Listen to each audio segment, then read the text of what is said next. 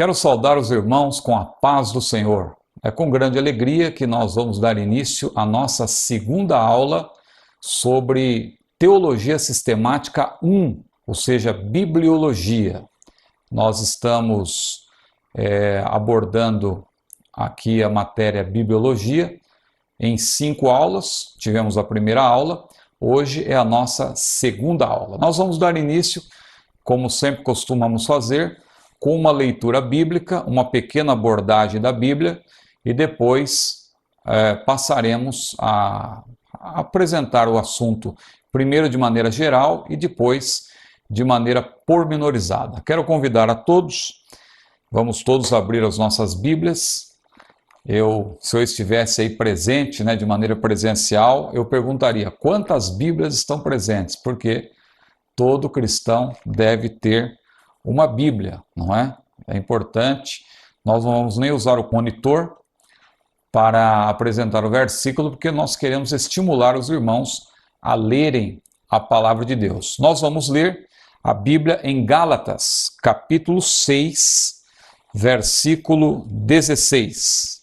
Gálatas, capítulo 6, versículo 16, um texto muito conhecido de todos, mas eu quero aqui fazer apenas um destaque inicial para darmos início à nossa aula de hoje. Gálatas 6, versículo 16. E a todos quantos andarem conforme esta regra, paz e misericórdia sobre eles e sobre o Israel de Deus. A todos quantos andarem conforme esta regra, paz e misericórdia sobre eles e sobre o Israel de Deus. Meus queridos irmãos, a palavra aqui está, Paulo, inspirado por Deus, está dando ênfase ao Evangelho de Cristo. Ele havia mencionado nos versículos anteriores, sobre a cruz de nosso Senhor Jesus Cristo, e ele estava tratando justamente do Evangelho, em contraposição, na Epístola aos Gálatas, aos judaizantes que queriam apresentar um outro tipo de evangelho em que a pessoa deveria estar presa à tradição do judaísmo. Mas Paulo, ele de maneira muito clara, ele que era um apologeta, não é? Um apologista, um defensor do evangelho, como ele disse claramente lá em Filipenses capítulo 1, versículo 16, eu fui posto para a defesa do evangelho, e a palavra defesa ali é apologia, não é? Justamente uma apologia. Veja que hoje se fala muito em apologia, mas isso está na Bíblia também. Claro que antes do Novo Testamento, Platão já tinha empregado o termo quando ele escreveu aquele livro Apologia de Sócrates.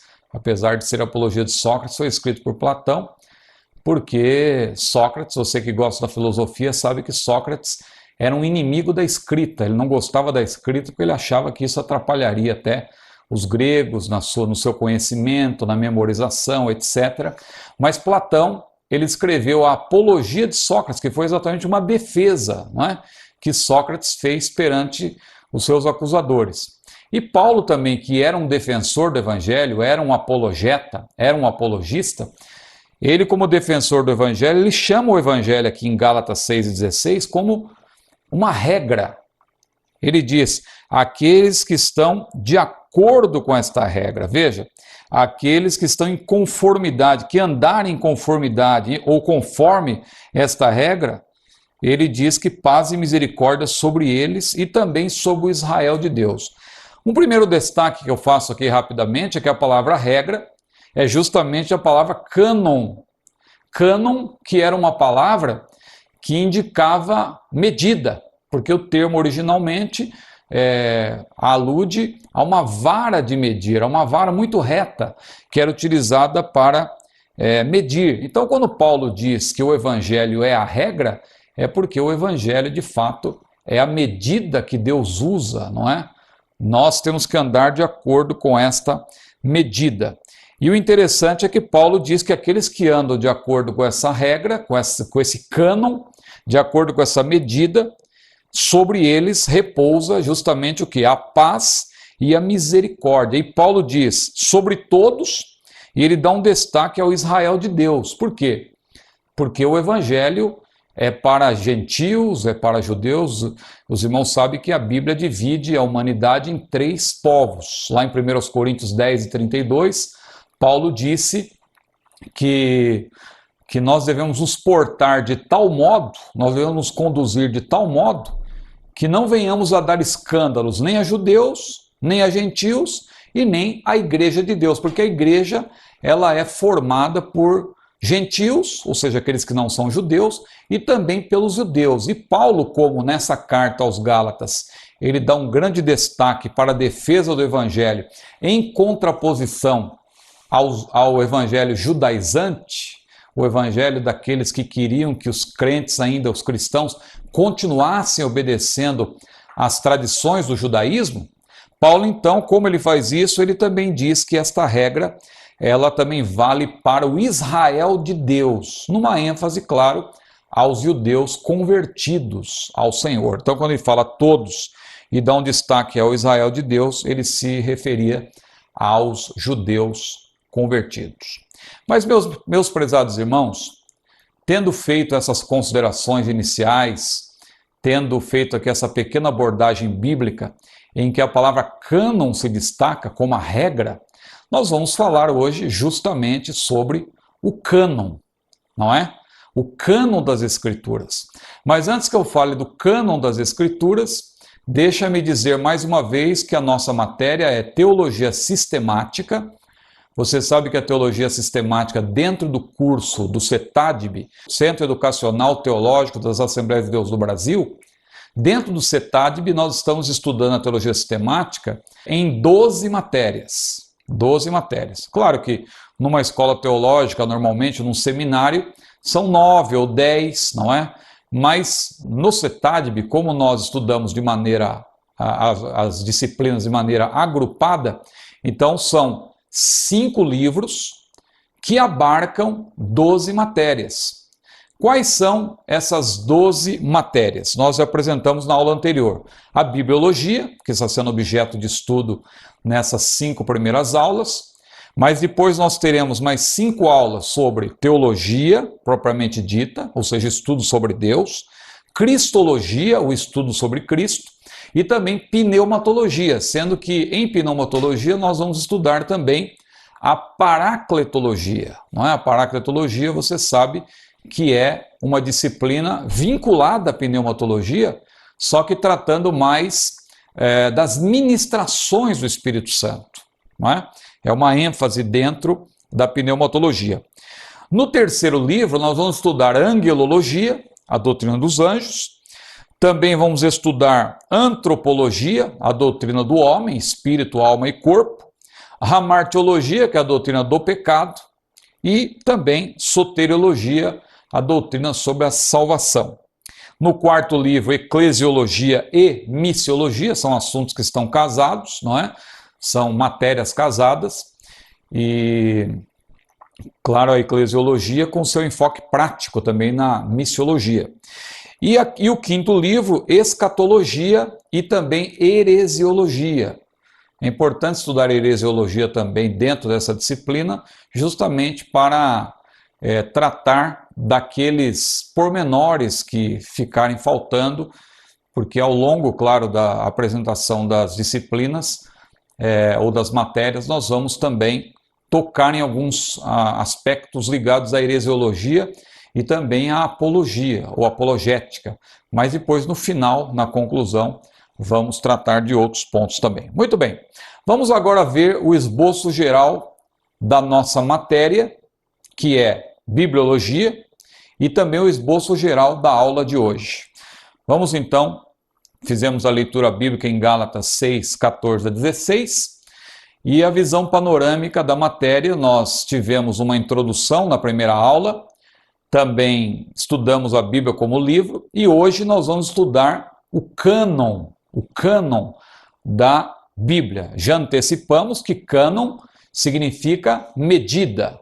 A palavra aludia no passado a uma vara de medir, como diríamos hoje, uma régua, não é? Uma vara de medir.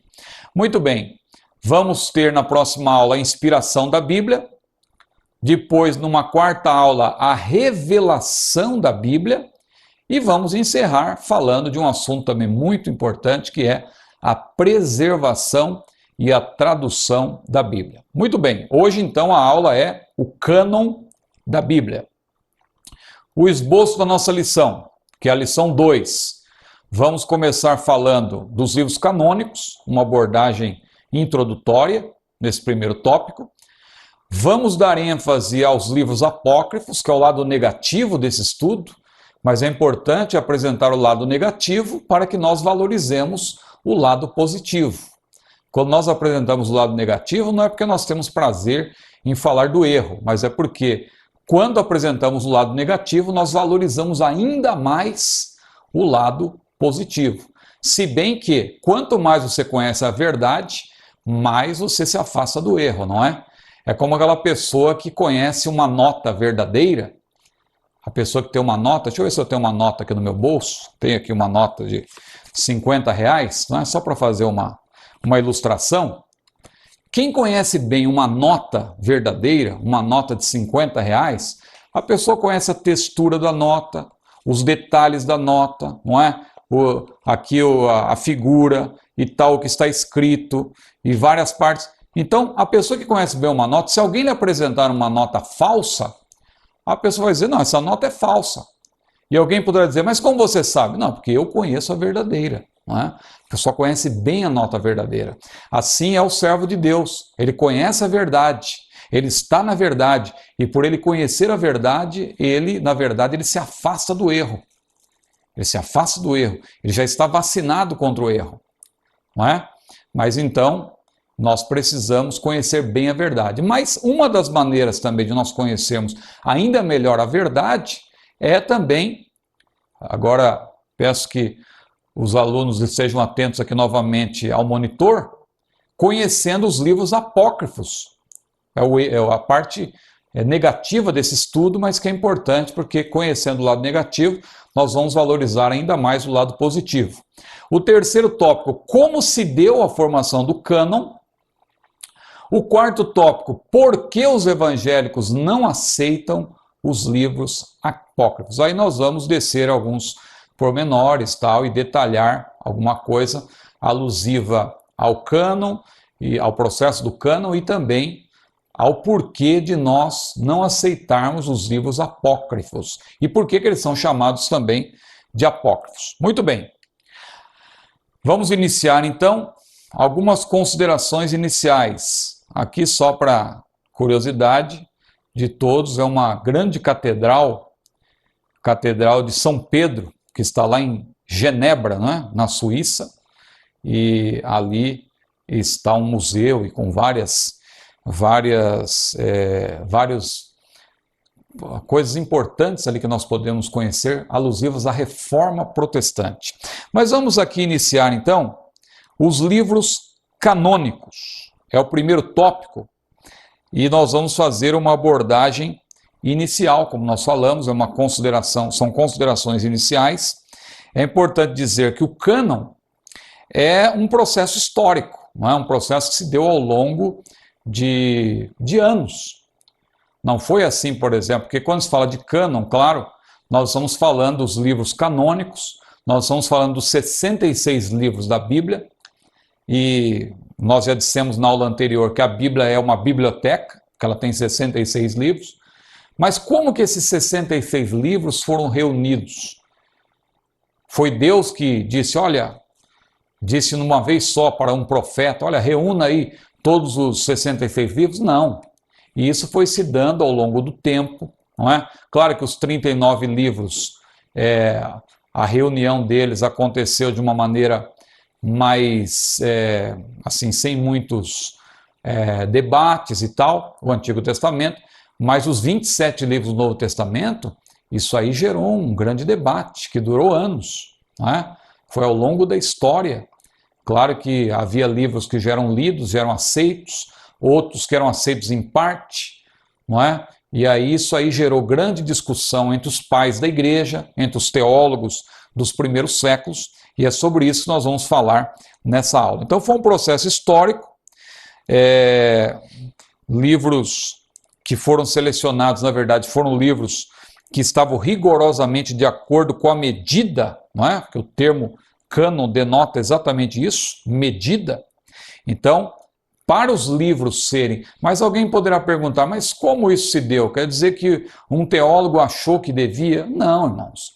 Na verdade, tudo isso foi conduzido por Deus. Nós que cremos na palavra de Deus, sabemos que Deus nunca deixou de estar no controle de todas as coisas. Então, tudo se conduziu de uma maneira tal que esses 66 livros vieram a ser escolhidos rigorosamente porque estavam de acordo com a medida, ou seja, livros que tinham verdadeiramente o selo da inspiração divina, ou seja, marcas no próprio livro indicando que sobre ele recaía a inspiração da parte do Senhor. Eles já eram tidos, na verdade, como palavra de Deus e foram apenas reconhecidos como tais. Né? Eles já eram, na verdade, tidos como livros inspirados por Deus. O cânon do Antigo Testamento, no caso, ficou completo ali por volta do ano 440, 445, e Esdras, que é mencionado na Bíblia, foi muito usado por Deus nesse sentido, porque Esdras era escriba e sacerdote, e ele então, na qualidade de escriba e sacerdote, ele fez uma reunião dos livros tidos como inspirados por Deus, porque também naquela época havia outros livros, havia outros fragmentos que não eram tidos como inspirados por Deus, e eles acabaram sendo rejeitados. Já no caso do cânon neotestamentário, ele foi formado muito tempo depois, ali por volta do ano 400, no final ali do século III, né? Ali por volta do ano 400, no final já, você sabe que o ano 400 é o último ano do século III.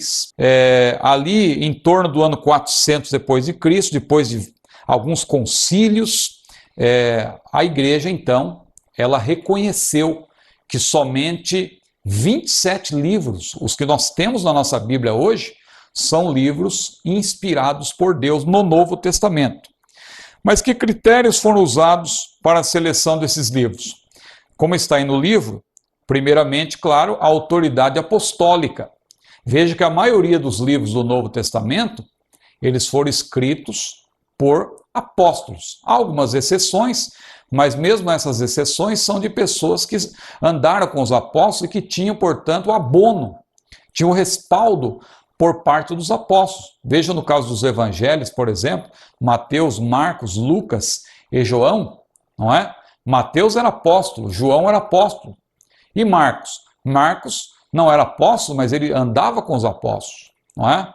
Ele andava com os apóstolos, ele tinha na verdade, o aval, o abono por parte dos apóstolos. O caso de Lucas também, era companheiro de Paulo, não é? Então veja, a autoridade apostólica, ela era considerada como muito importante, essencial, imprescindível, claro, para que o livro fosse considerado canônico. Outro fator também, a aceitação do livro pela comunidade da igreja e sua conformação com os livros já aceitos como inspirados. Então, já havia um grupo de livros que eram aceitos e outros que foram incluídos porque, na verdade, eles estavam em perfeita sintonia com esses livros que já eram aceitos. Então, veja, a autoridade apostólica era um fator, outro fator, a aceitação do livro em comparação com outros que já haviam sido aceitos. Mas houve também, claro, um terceiro fator, esse também importantíssimo, houve uma providência divina e uma operação especial do Espírito Santo. Claro que quem estuda a Bíblia com cuidado, sob a iluminação do Espírito, sabe que os livros que foram escolhidos, eles não foram escolhidos apenas porque eram aceitos pelos apóstolos, eram aceitos pelos cristãos do primeiro século. Não, de fato, houve uma providência divina. e uma operação especial do Espírito Santo. Mas nós vamos voltar a posteriori a falar sobre os livros canônicos, sobre a canonização, sobre o processo de canonização. Nós vamos agora avançar para um segundo tópico. Nós vamos fazer uma menção sobre os livros apócrifos. Veja que os livros apócrifos, a rigor, são 7. 7 livros apócrifos e também consideramos os acréscimos aos livros de Esther e Daniel. É importante observar que esses 7 livros apócrifos, que eu vou apresentar aqui agora, veja, 7 livros apócrifos, eles foram introduzidos na Bíblia no Antigo Testamento, só que eles não foram incluídos no texto hebraico. É aí que está já um primeiro problema desses livros, é que eles não foram incluídos no texto hebraico, eles foram incluídos no texto grego e no texto latim. Mas como, irmão Ciro, se o Antigo Testamento foi escrito em hebraico, o que tem a ver o grego e o latim com essa história do Antigo Testamento? É que o Antigo Testamento ele foi traduzido também para o grego, é a famosa versão Septuaginta, que foi produzida por 70 ou 72, mais precisamente, sábios judeus que traduziram a Bíblia, o Antigo Testamento no caso, para o grego. E ao fazer essa tradução, ali também houve o acréscimo desses livros apócrifos. E também no latim, na Vulgata Latina, houve também o acréscimo desses livros que são considerados apócrifos, mas não no texto hebraico. Eles foram incluídos no texto grego e no texto latino. Por que isso aconteceu? Nós vamos ver depois que os mestres judeus não aceitam esses livros como inspirados por Deus. E aí está mais uma razão porque os evangelhos não os aceitam. Porque veja, o Antigo Testamento que foi dado inicialmente ao povo hebreu, e o povo hebreu não aceita esses livros apócrifos, por que nós vamos aceitar, não é? Sendo que esses livros são daquele período. Então veja, Tobias, Judite, Macabeus, que são 2 livros, Sabedoria, Eclesiástico, não confunda com Eclesiastes, hein? Eclesiástico. Eu já vi até um irmão lendo uma vez na Bíblia, dizendo, vou ler aqui em Eclesiástico. Não, não confunda. Eclesiastes é um livro inspirado por Deus. Agora, Eclesiástico não, é outro livro. Baruque, então veja, aí já são 7 livros, né? Tobias, Judite, 1º e 2º Macabeus, 4, Sabedoria, 5, Eclesiástico, 6, Baruque, 7. Então são 7 livros chamados apócrifos. E além disso, há também acréscimos, ou seja, não são novos livros, mas são trechos que foram introduzidos nos livros inspirados de Esther e Daniel. Então esses são os livros apócrifos. Quando que esses livros... Bom, primeiramente, o que significa a palavra apócrifo? Apócrifo, originalmente, segundo o étimo, não é? Significa oculto. Mas ao longo do tempo, o termo foi ganhando o sentido de não genuíno ou espúrio. Esses livros apócrifos, como eu já mencionei, eles foram introduzidos no texto grego, no texto latino, e principalmente eles ganharam destaque por ocasião da Reforma Protestante. Por quê? Porque quando aconteceu a Reforma Protestante, a Igreja Católica Romana resolveu fazer o quê? Uma contra-reforma. Ou seja, ela resolveu se opor à Reforma Protestante. E ao se opor à Reforma Protestante, no Concílio de Trento, em 1546, veja, século XVI, a Igreja Católica resolveu reconhecer esses livros como inspirados por Deus, definitivamente, resolveu ali dar todo o aval. Por quê? Porque há trechos desses livros que são usados para a defesa de doutrinas falaciosas da Igreja Romana, porque a Bíblia mesmo, a palavra de Deus, nos seus 66 livros, ela contraria, por exemplo, o purgatório, ela contraria a veneração de Maria, não é? Então, os livros apócrifos acabaram dando ajuda, claro, juntamente com a tradição, porque a Igreja Romana ela não tem a Bíblia como a sua fonte primária de autoridade, isso ela nunca teve. O que ela tem como fonte primária de autoridade é a tradição. Onde está, por exemplo, na Bíblia, inspirada por Deus, Onde está escrito que Maria, ela, na verdade, é redentora, não é? Ou mediadora. Veja que a Igreja Romana muitas vezes dá a entender que Maria é como se fosse uma espécie de quarta pessoa da Trindade, não é? Como mãe de Deus, filha de Deus, né? Mãe de Deus no caso de Jesus, mas filha de Deus o Pai, esposa do Espírito Santo, não é? Isso aí acaba incentivando o quê? A mariolatria. Mas a Bíblia deixa claro lá em 1 Timóteo capítulo 2, versículo 5, que há um só Deus e um só mediador entre Deus e os homens, e esse mediador é Jesus Cristo, homem. Onde está na Bíblia também que Pedro foi o primeiro papa, não é? Aliás, se Pedro foi papa, ele foi um papa muito diferente. Porque primeiro que Pedro era pobre, não é? Pedro era muito pobre e quando aquele homem lá junto à porta formosa do templo, lá em Atos capítulo 3, pediu uma esmola, estendeu a mão pedindo uma esmola, o que Pedro disse para aquele homem? Eu não tenho ouro, eu não tenho prata, mas o que eu tenho eu te dou. Em nome de Jesus Cristo Nazareno, levanta-te e anda. Então Pedro, ele era pobre. O Papa, na verdade, embora o Papa agora na atualidade seja uma pessoa assim até mais modesta, mas o Papa ele vive lá no meio do ouro, não é? Lá no Vaticano tem muito ouro, mas Pedro não tinha ouro, não tinha prata. Outra coisa, Pedro era casado. A Bíblia menciona a sogra de Pedro, não é? Alguém disse até que a razão pela qual Pedro negou a Jesus foi porque Jesus curou a sogra dele. Claro que isso não tem nenhum fundamento na palavra de Deus. Mas veja que Pedro era casado, a Bíblia menciona a sogra de Pedro. Pedro era repreensível. Pedro não aceitou adoração. Mas o Papa onde chega, ele é venerado, não é? É tido o vigário de Cristo. Então veja, se Pedro foi Papa, ele foi um Papa muito diferente. Mas tudo isso que a Igreja Romana defende com base na tradição. E o que reforça muito do que a tradição romanista diz, está, meus prezados irmãos, também nos livros apócrifos. Foi por isso que a Igreja Romana ela deu grande ênfase para os livros apócrifos, porque estava dando início ali a uma contra-reforma. Ela estava dando início a uma contra-reforma. E aí ela tinha que se defender das acusações dos reformadores, porque os reformadores acusavam a Igreja Romana de muitas coisas, da oração pelos mortos, do purgatório, das indulgências, e isso tudo podia ser verificado nos livros apócrifos. Veja, por exemplo, só para fazer uma menção rápida, o caso do livro de Tobias. O livro de Tobias, ele não tem o selo da inspiração divina, porque inclusive ele ensina um tipo de feitiçaria. Ele menciona um anjo chamado Rafael, que vai ensinar Tobias a fazer uma espécie de feitiçaria.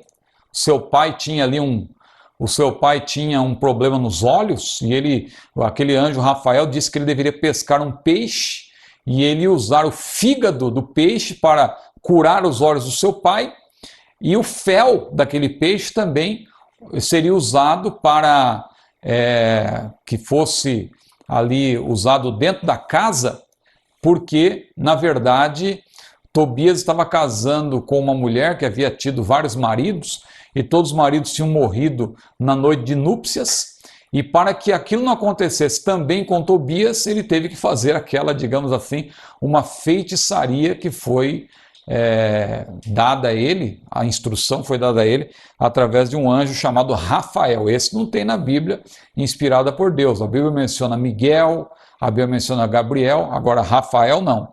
Mas veja aí, então, Tobias, Judite e acréscimos a Esther, são 11 versículos.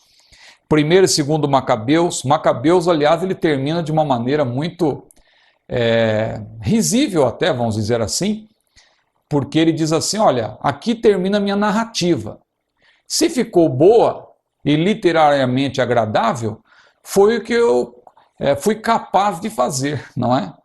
Mas se não ficou boa e não ficou agradável, melhor dizendo, ele disse, é o que eu fui capaz de fazer. Ele mesmo reconhece que o seu livro não tem o selo da inspiração divina. Mas, meus irmãos, prezados alunos, eu falei aqui de livros apócrifos no texto do Antigo Testamento.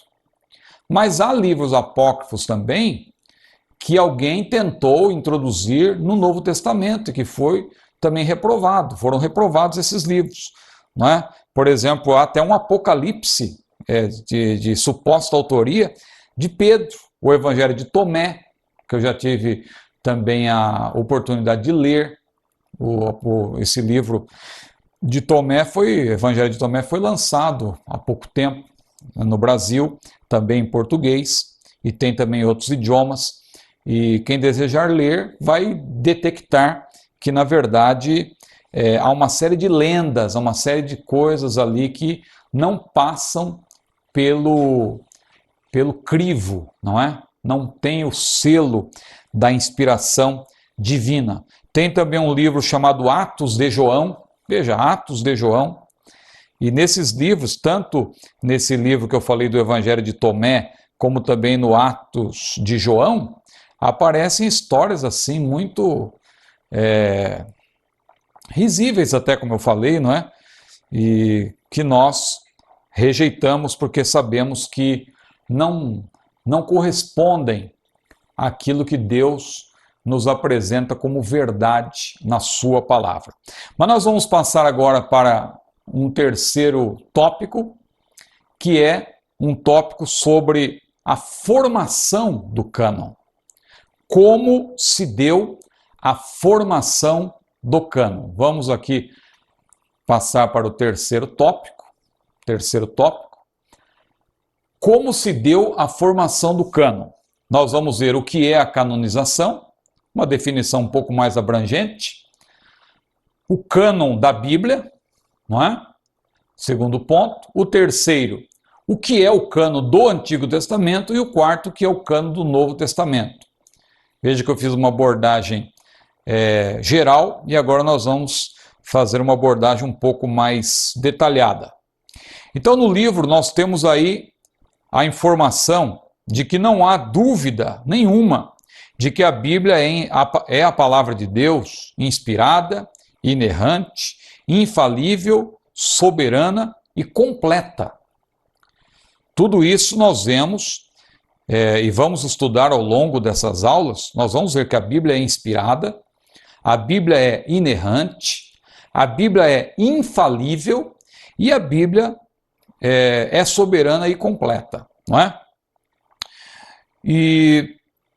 Mas ao iniciarmos esse estudo mais pormenorizado a respeito da canonicidade da Bíblia, tem que ficar claro uma coisa, que a palavra de Deus é inspirada não porque os pais da igreja,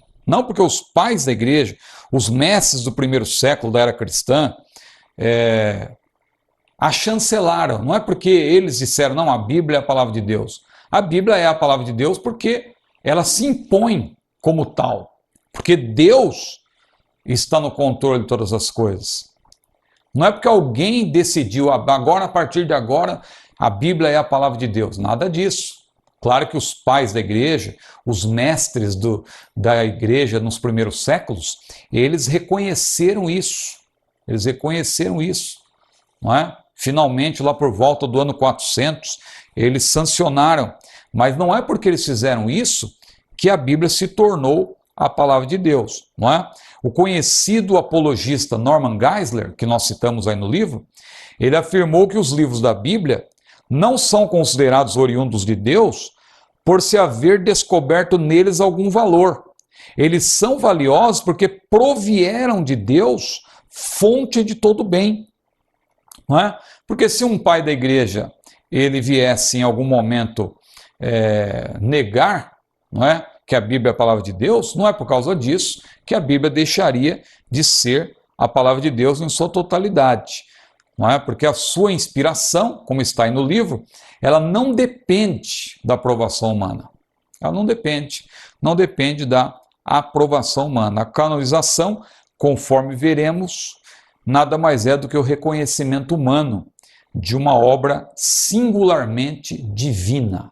A Bíblia é a palavra de Deus e os pais da igreja, eles tão somente reconheceram isso.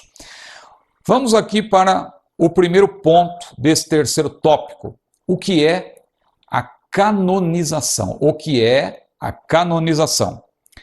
Essa palavra, como nós falamos, ela vem do grego. Nós lemos aqui um versículo no início, em que Paulo ele usa o termo cânon no sentido de regra ao falar do evangelho, não é? Ou seja, porque o evangelho para nós é a medida de todas as coisas para nós é o evangelho. Nesse sentido, quando se fala do evangelho, é todo o conteúdo da palavra de Deus. É a palavra de Deus posta em execução através da operação maravilhosa do Espírito Santo, aplicando a palavra aos corações, através da sua manifestação multifacetada, o Espírito Santo agindo na vida do pecador, mas através da pregação do Evangelho. Porque o Evangelho é o poder de Deus para a salvação de todo aquele que crê. Então o Evangelho, nesse sentido, é o quê? É o conteúdo glorioso da palavra de Deus sendo apresentado por meio da pregação, mas sob a unção do Espírito Santo.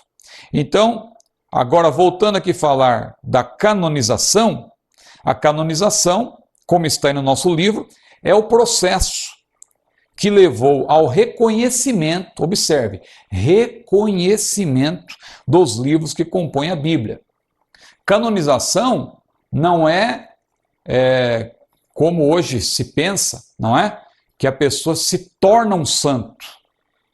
Agora a Igreja Romana vai fazer com que aquela pessoa se torne um santo. Não é um mero reconhecimento.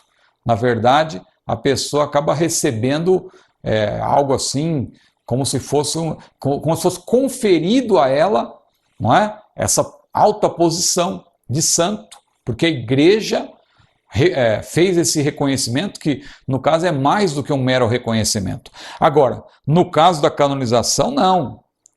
Deus, na verdade, ele, de antemão, ele já tinha revelado, não é, aos seus servos a sua palavra já estava sendo pregada, Paulo foi inspirado por Deus, Pedro foi inspirado por Deus para escrever aquelas cartas, e então Deus, ele finalmente, ele agiu ali, claro, na vida dos pais, dos teólogos ali, dos exegetas da igreja dos primeiros séculos, para que eles reunissem aqueles livros e finalmente, claro, reconhecessem, chancelassem que aqueles livros de fato são livros inspirados por Deus. Mas veja, eu repito, foi um trabalho de vários séculos. Não foi um trabalho assim, de uma hora para outra se resolveu dizer que esse ou aquele livro é inspirado ou esse ou aquele livro é espúrio. Não, houve um trabalho de vários séculos. E como está aí no livro, esse trabalho nos é muito importante e mostra quão criteriosa e exaustivamente os pais e doutores da igreja se agastaram em examinar os livros das Escrituras a fim de averiguar se esses realmente são de origem divina ou produto do engenho e arte da imaginação humana. Veja que eles se debruçaram sobre aqueles livros. Não foi uma escolha assim meramente uma opção, eu acho que esse é melhor do que aquele. Não, houve realmente um cuidado para se averiguar se os livros que foram selecionados eram livros que estavam em perfeita sintonia com o todo. Veja como a Bíblia é uma harmonia. Quem estuda a Bíblia fica maravilhado da harmonia que há nas páginas sagradas. A Bíblia, a despeito de ter escrito por homens que tinham profissões diferentes, que viveram em épocas diferentes, que falavam idiomas diferentes, você vê uma perfeita harmonia, uma perfeita unidade, que nós vamos estudar também a posteriori. Mas é importante dizer também que no Concílio de Trento, no século XVI, houve aquela tentativa da Igreja Católica Romana de querer acrescentar livros ao cânon que já estava encerrado, não é? Já estava concluído. No entanto, nós que conhecemos a palavra de Deus, logo percebemos que esses livros são frágeis, são errantes, são ilógicos, não há lógica, não é? E os reformadores, Calvino, Lutero, tantos outros, eles se opuseram a isso. Vamos para o ponto 2, o cânon da Bíblia. O processo de canonização, então, nós explicamos que é um processo que durou vários séculos. A igreja se debruçou sobre o assunto, houve concílios e tudo isso para tratar desse assunto tão importante que é a canonização. Agora, o cânon da Bíblia, nós vamos dividir o assunto aqui em algumas partes. Nós vamos começar falando, o ponto 1 é o cânon por excelência, ou seja, o subponto aqui desse ponto 2, 3.2, o cânon da Bíblia, como está aí no livro, nós vamos para o ponto 3.2.1. Eu não estou aqui citando pontos, eu acabei citando agora, se os irmãos quiserem se localizar, mas eu não estou aqui incentivando os irmãos a lerem o livro durante a aula.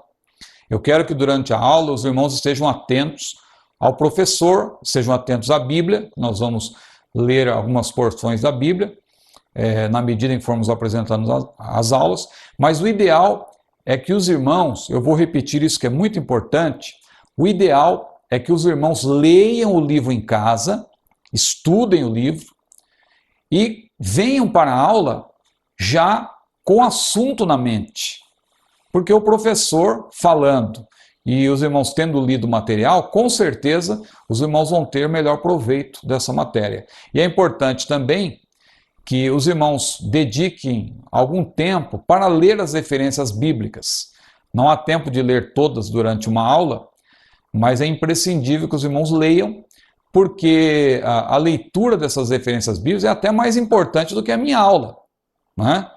Porque quando você está assistindo a minha aula, e quando você está lendo o livro de minha autoria também, você está em contato com o pensamento deste palestrante, desse expoente. Mas, quando você lê os versículos bíblicos, você, na verdade, vai estar em contato com a própria palavra de Deus. E o meu desejo é esse, o meu desejo é estimular você, meu prezado irmão, minha prezada irmã, a estudar a Bíblia. A Bíblia é a palavra de Deus. Muito bem, então nós vamos falar agora sobre o cânon por excelência. Cânon por excelência. Do hebraico aí também e do grego, o termo significa o quê? Vara de medir. Vara de medir. Significa padrão, significa regra de procedimento, significa critério, significa norma, não é? Por isso que nós falamos que a Bíblia também é a nossa única regra de fé, de prática e de viver. Por que nós dizemos isso? É porque os livros da Bíblia estão de acordo com essa medida. Os livros da Bíblia, eles são verdadeiramente canônicos. Nós não temos nenhuma dúvida disso. Claro que há um assunto, há um debate acadêmico aí e tal, que nós respeitamos, eu também participo desse debate, e para tratar das várias traduções da Bíblia, e os manuscritos, e as cópias, etc., e os textos receptos, e o texto massorético, e os manuscritos do Mar Morto, e as diferenças que há nos textos, e etc., todo esse debate é interessante, importantíssimo, eu também participo de tudo isso, porque também gosto dessa área de tradução bíblica. Entretanto, nada disso pode abalar a nossa convicção de que a Bíblia é a palavra de Deus, de que os 66 livros da Bíblia verdadeiramente são livros canônicos, são livros que estão de acordo com a medida. Não é? Por isso que nós chamamos a Bíblia da nossa única regra de fé, de prática e de viver. Regra de fé, de prática e de viver. Dizemos também que ela é a nossa fonte primacial de autoridade. Fonte primacial de autoridade. O que significa isso? Significa que nós respeitamos as outras fontes. Claro que a razão é uma fonte. Deus nos dotou de razão. A lógica humana é uma fonte de autoridade. Claro que nós temos que submeter tudo também à lógica humana, não é? Mas há coisas em que a nossa razão não alcança. Nós somos limitados. E nós temos que respeitar o que a Bíblia diz, o que está escrito. Quando a Bíblia diz que nós não podemos ir além do que está escrito, é justamente por isso. Porque se a pessoa ela acha que tudo vai ser submetido à razão, e ela acha a razão como uma fonte prioritária de autoridade, que é uma fonte prioritária de autoridade, o que vai acontecer? A Bíblia vai acabar ficando de lado. Então a razão é importante, mas como fonte secundária. A tradição, ela é importante, mas também como fonte secundária. Veja, o erro que eu citei da igreja romanista é que a tradição para ela é a fonte prioritária de autoridade, e não a Bíblia. Nós da Assembleia de Deus, ou de outras igrejas protestantes, ou igrejas evangélicas, ou pentecostais, ou igrejas as consideradas históricas, né? Então veja que toda igreja tem a sua tradição, tem o seu perfil teológico, eclesiástico, consuetudinário. Tudo isso, claro, também vai mudando ao longo do tempo. Houve um período, por exemplo, só para fazer aqui um pequeno gracejo, em que não se podia usar perfume, não é? A pessoa dizia, não, nós já temos o perfume de Cristo. Agora imagina um irmão que fica um tempo sem tomar banho, etc., e não usa um perfume, aí levanta a mão perto do outro, diz glória a Deus, o irmão do lado quase desmaia, não é? Houve um tempo também que se dizia que o rádio era a caixa do diabo. Veja, o rádio hoje, como ele é importante, até mesmo para a evangelização. Então nós não podemos ficar presos ao tradicionalismo, mas a tradição ela tem o seu valor, não é?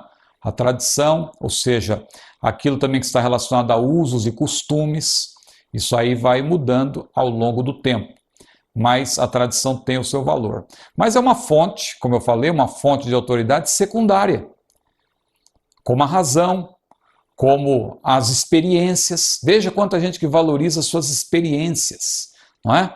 Há pessoas que valorizam as suas experiências. Mas nós não podemos interpretar a Bíblia à luz das experiências, e sim as experiências à luz da Bíblia. Se nós olharmos para a história da igreja, nós vamos ver que surgiram muitas heresias com base em experiências. Agora, Paulo, veja o exemplo de Paulo. Paulo, um homem que foi lá no terceiro céu, no paraíso, e disse ele que ouviu coisas inefáveis que ao homem não é lícito falar, mas ele, depois de ter passado por isso, mesmo assim ele disse, olha, o que eu recebi do Senhor eu também vos ensinei. E ele deixa claro que o que ele recebeu do Senhor, ele recebeu, diz lá em 1 Coríntios capítulo 15, versículos 3 e 4, que tudo o que ele pregava era segundo as Escrituras. Jesus morreu e ressuscitou, diz Paulo, segundo as Escrituras. Paulo dava ênfase às Escrituras, não é? Porque Paulo, ele tinha as Escrituras como sua fonte primária de autoridade. Agora imagine uma pessoa que não tem a Bíblia como fonte primária de autoridade, que não respeita o cânon das Escrituras, não é? Eu ouvi há pouco tempo aí de um determinado pregador que ele disse que visitava a biblioteca celestial, ele visitava a sala dos tempos e disse que ele tinha conversado com Paulo. Veja aí que, na verdade, uma comunicação com os mortos, não é? Ele disse que conversou com Paulo, e Paulo revelou para ele as coisas que ao homem não é lícito falar. Disse o pregador que ele também conversou com Maria, e Maria revelou a ele o que aconteceu com Jesus dos 12 aos 30 anos. E esse pregador disse também que numa certa ocasião ele chegou no céu e ele viu o pai e o filho conversando. Veja, e disse que ele chegou perto para ouvir a conversa, colocou o ouvido perto assim, e disse que a conversa não era muito amistosa, e Deus Pai estava dando uma bronca, como se diz na linguagem popular, no filho.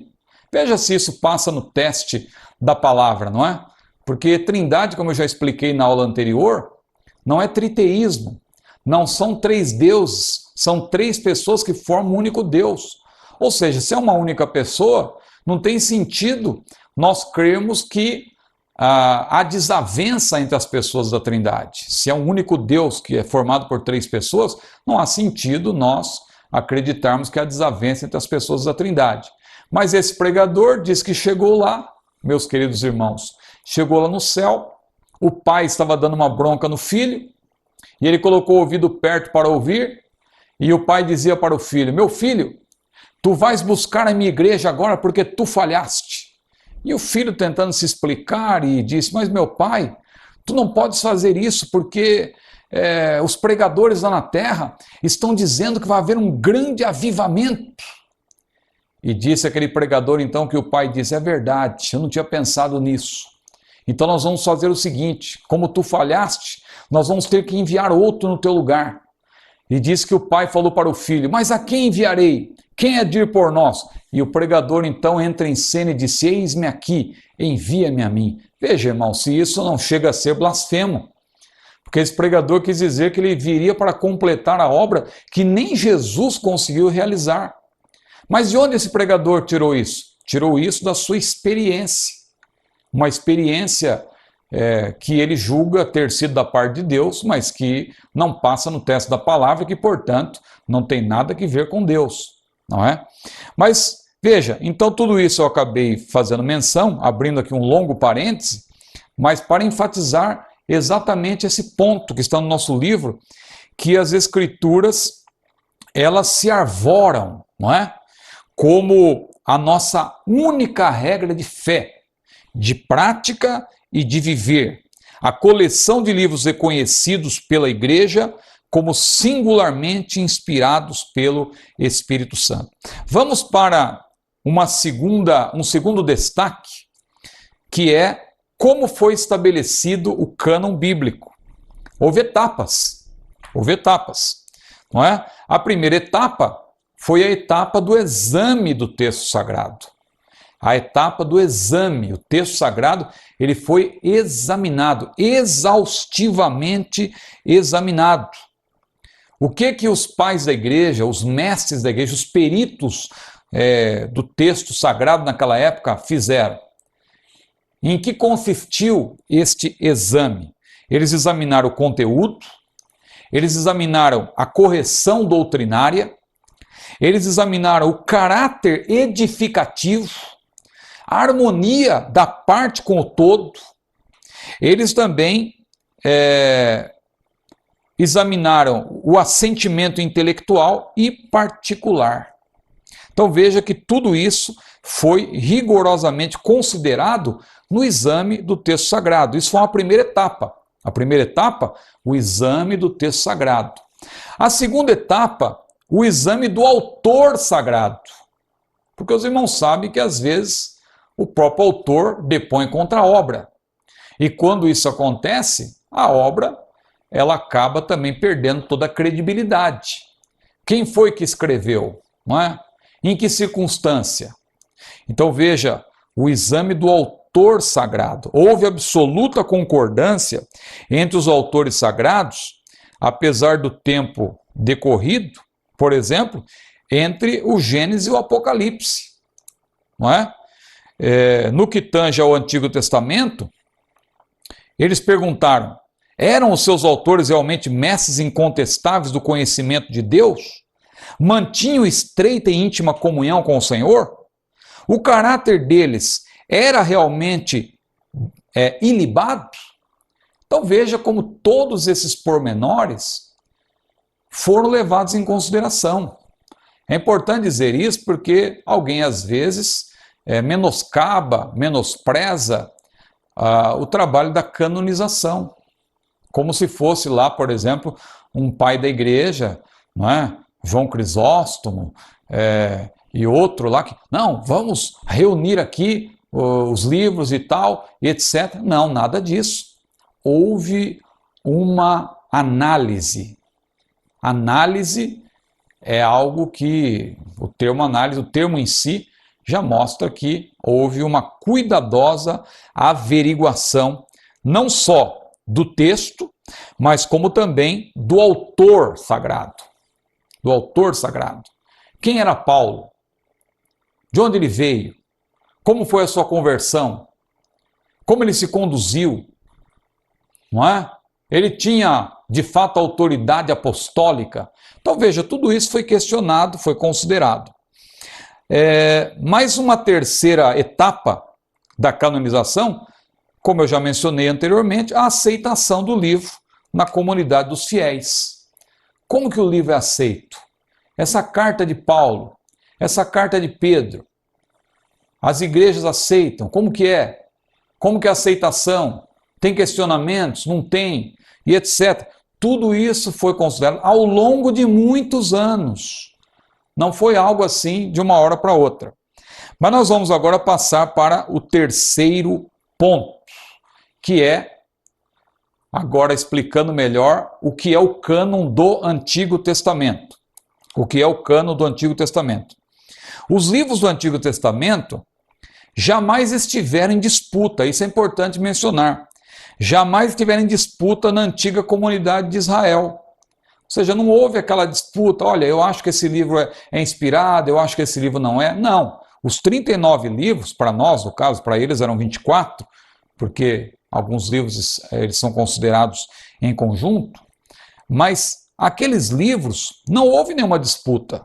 Esdras, como homem de Deus ali, ele foi usado por Deus tremendamente para fazer aquele cânon veterotestamentário, vetero ou antigo testamentário. Veja que o termo veterotestamentário é um termo mais utilizado, não é? Nos livros, principalmente os livros mais antigos, para uma alusão ao Antigo Testamento. Mas atualmente também já se usa muito o termo Antigo Testamentário, né? Ou seja, uma alusão ao que é próprio, ao que é ligado ao Antigo Testamento. Houve um concílio judaico, conhecido como Concílio de Jamna, realizado na atual cidade israelense de Jope. Não é? E ali, os filhos de Israel da diáspora, eles tiveram o texto massorético como o cânon das Sagradas Escrituras. O texto massorético, um texto feito por eruditos, grandes eruditos lá de Massorá. Não é? Por isso que é chamado texto massorético. O texto massorético até hoje é um texto respeitadíssimo pelos tradutores.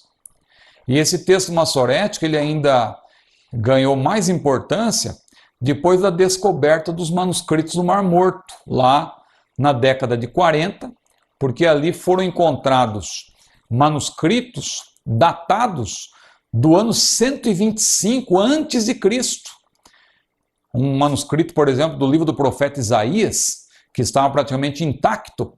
E quando esse manuscrito ele foi comparado com o texto massorético, que era um texto até então que era posto em dúvida por muitos críticos, não é? Será que esse texto é verdadeiro mesmo? Será que ele tem autoridade mesmo, etc. Mas quando se comparou o texto massorético com o texto do profeta Isaías, encontrado lá na caverna de Qumran, ali junto do Mar Morto, na década de 40, quando se fez essa comparação, chegou-se à conclusão que os textos eram praticamente idênticos. Ali as diferenças eram mínimas, diferenças que, na verdade, não têm nenhuma relevância, não é? Que não afetam a doutrina bíblica. Muito bem, vamos para um quarto ponto, que é o cânon do Novo Testamento. O que é o cânon do Novo Testamento? Em virtude da complexidade da igreja, o cânon do Novo Testamento, como nós já mencionamos, ele durou um pouco mais de tempo.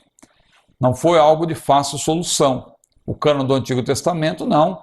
Esdras ali com a sua autoridade profética, era na verdade um tempo diferente, e Esdras ali, ele se arvorou como homem de Deus e teve todo o respaldo para que aqueles 39 livros veterotestamentários, 24 no caso da Bíblia hebraica, fossem escolhidos, fossem selecionados.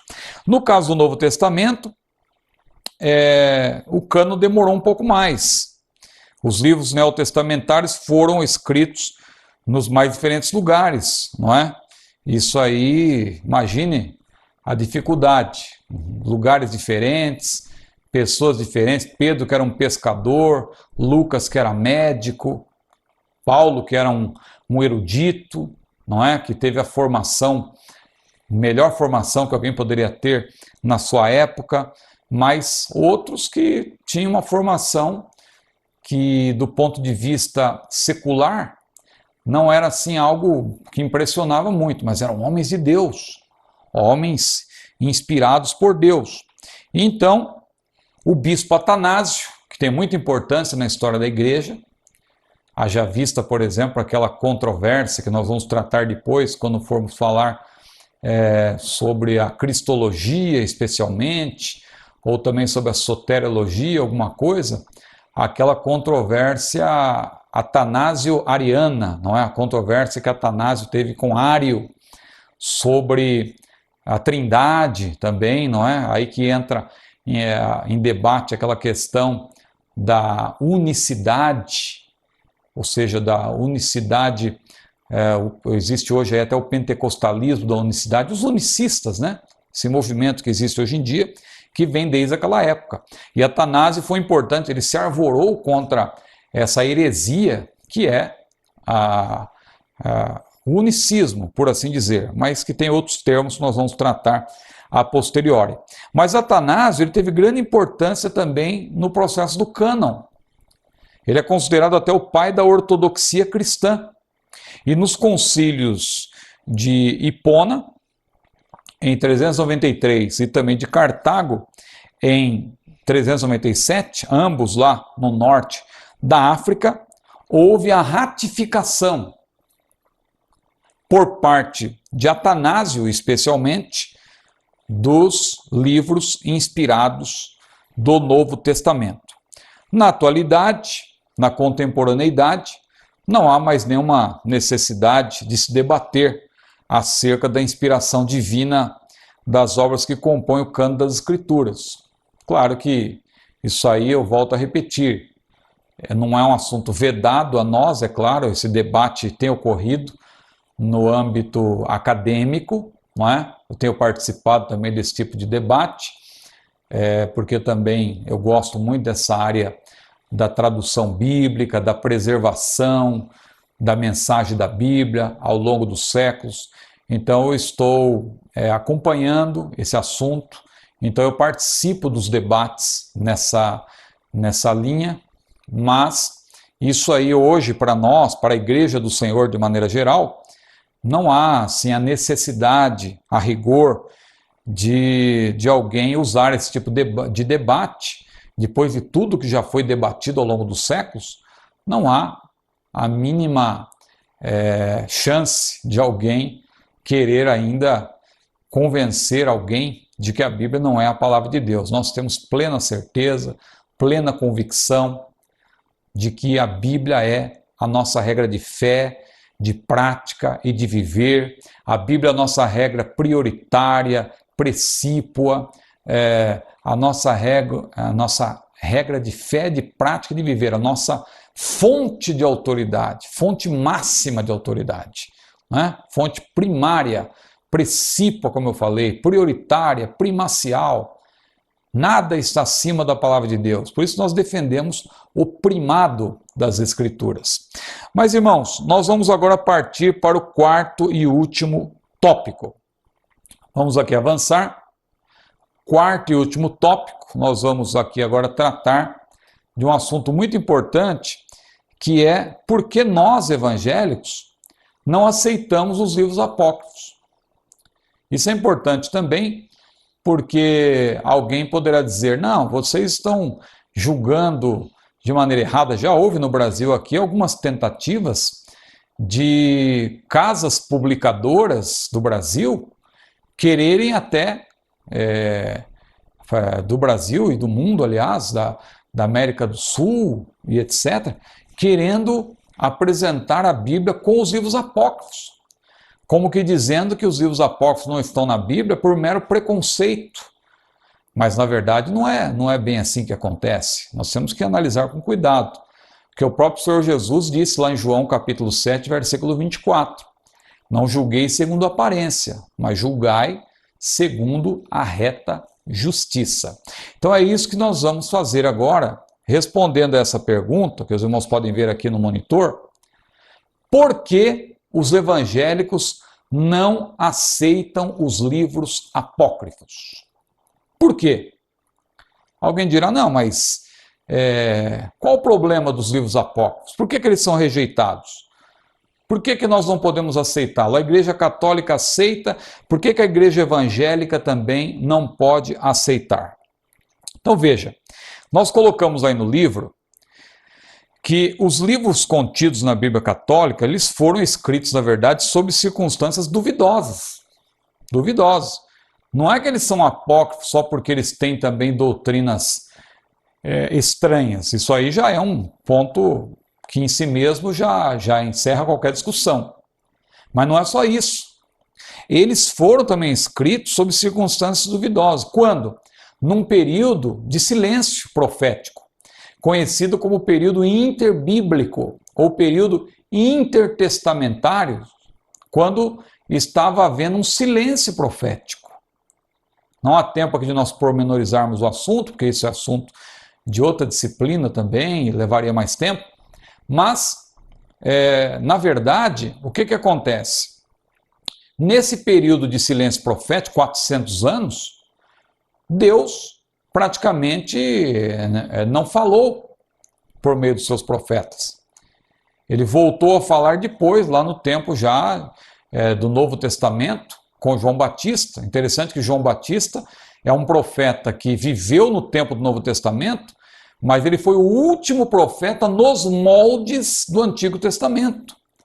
Porque ele voltou, depois daquele período de 400 anos de silêncio, ele, quando apareceu, voltou-se a tocar na mensagem do arrependimento, e o tipo de ministério de João Batista, você pode ver claramente que foi um tipo de ministério alusivo aos moldes do Antigo Testamento. Tanto é verdade que Jesus diz que a lei e os profetas duraram até João. O que Jesus quis dizer quando disse que os profetas duraram até João? Quer dizer que hoje não tem mais profetas? Não. Jesus quis dizer que o ministério profético nos moldes do Antigo Testamento, ele durou até João.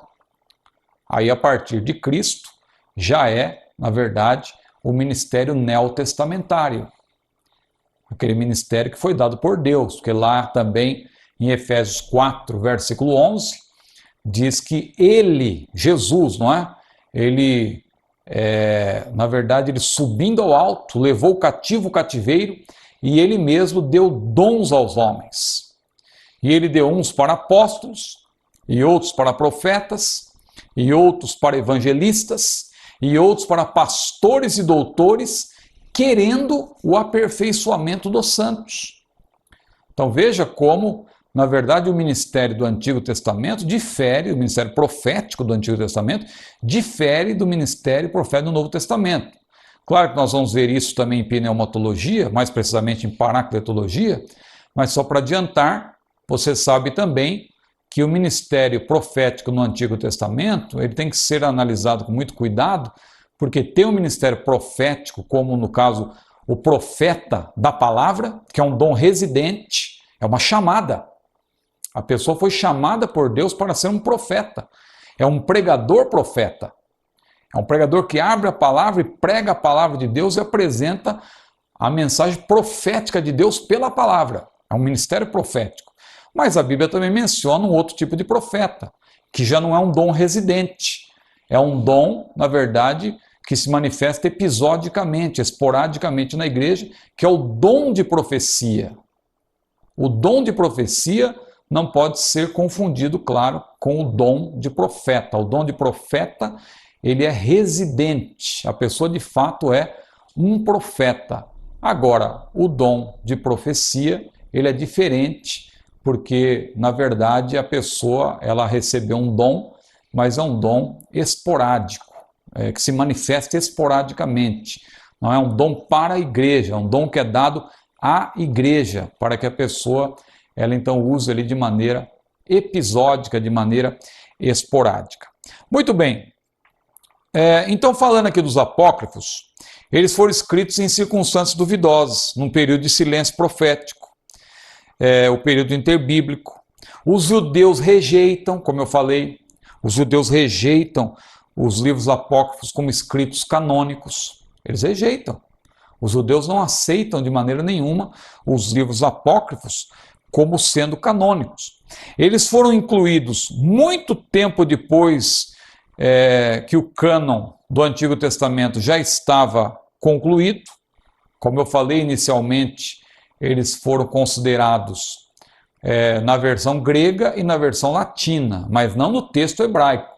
No texto hebraico, nunca nenhum erudito, nenhum, digamos assim, nenhum mestre, não é, lá reconheceu, dentre os rabinos, não é, no texto hebraico, nenhum reconheceu. Claro que na tradução da Septuaginta, houve ali, na verdade, um reconhecimento dando a esses livros um certo valor histórico, mas não que eles tinham o selo da inspiração divina, não é? Porque são livros que estão aí eles têm muitas heresias, eles têm muitas contradições, e eu já fiz até menção, e se o irmão que é um pesquisador e tiver a Bíblia na versão apócrifa, né, que eu estou falando a versão apócrifa, que eu estou chamando, na verdade, a Bíblia católica, não é? Não é? Tem livros apócrifos, né? Eu acabei usando aqui esse termo até para chamar a atenção, mas quem tiver essa versão, que tem esses livros apócrifos, cara, que os livros que não são apócrifos são iguais.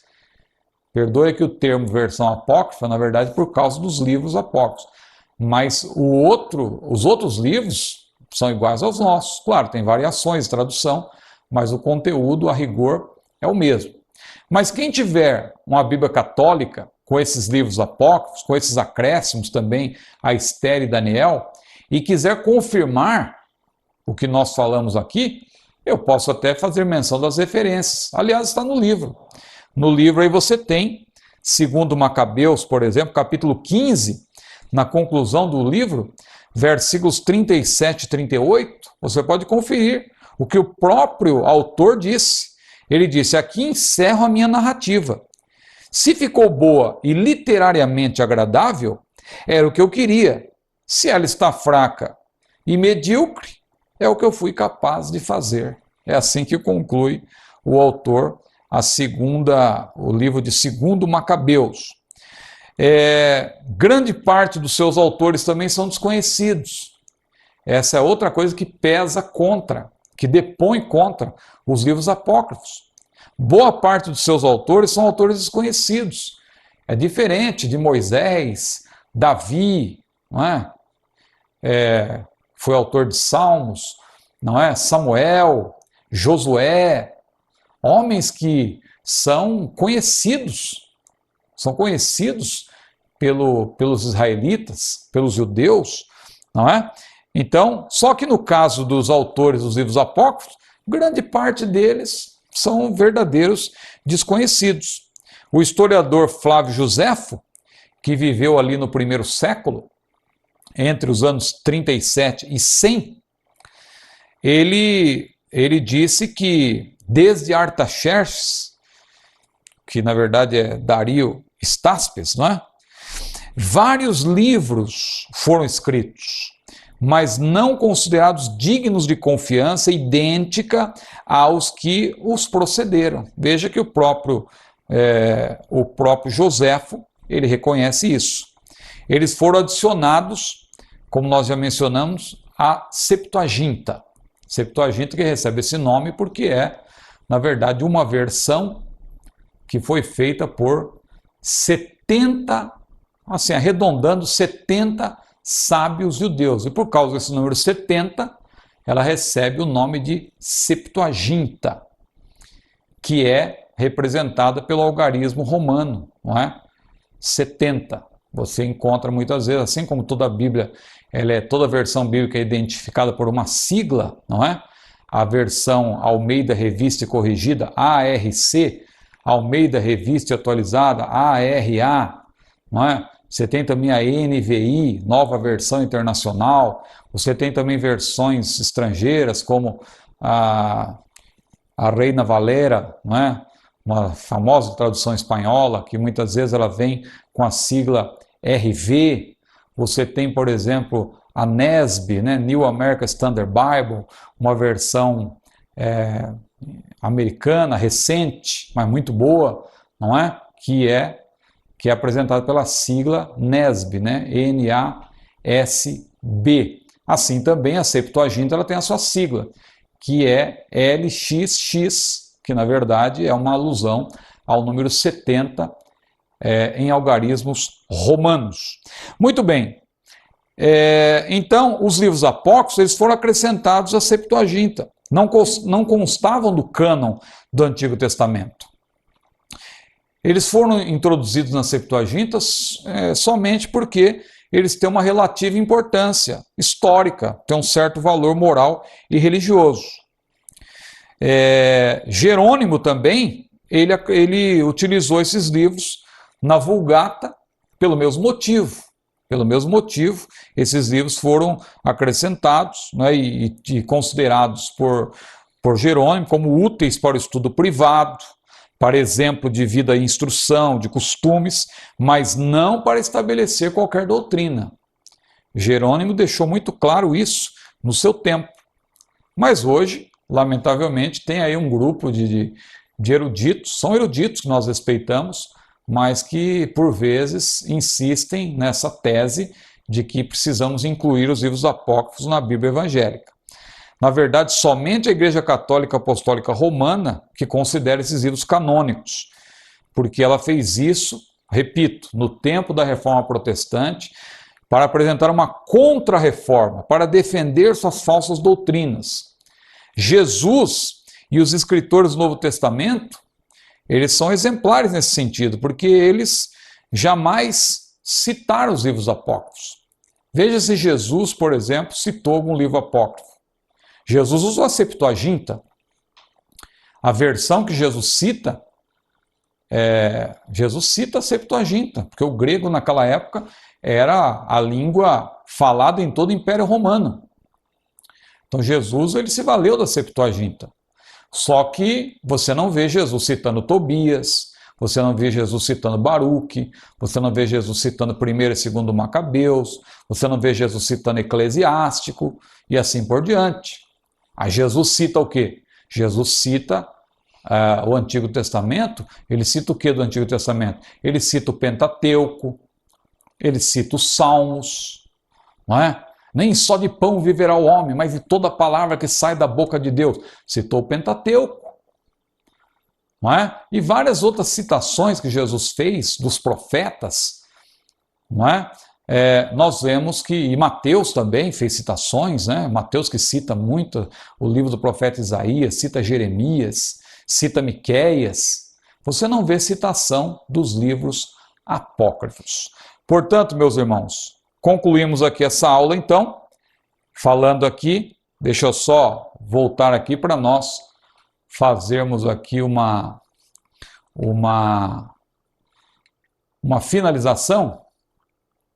Então, nós fizemos menção dos livros canônicos, dos livros apócrifos, como se deu a formação do cânon, por que os evangélicos não aceitam os livros apócrifos, e então nós estamos concluindo essa aula, porque na próxima aula, nós vamos falar sobre a inspiração da Bíblia. Veja que são assuntos que estão casados, mas nós vamos por parte, vamos devagar. Tivemos a primeira aula sobre a Bíblia como livro, essa aula de hoje, o cânon da Bíblia, e na próxima aula nós vamos falar sobre a inspiração da Bíblia. Que Deus abençoe a todos, foi um prazer estar com os irmãos e mais esta aula, e até a próxima aula, se Deus quiser. A paz do Senhor.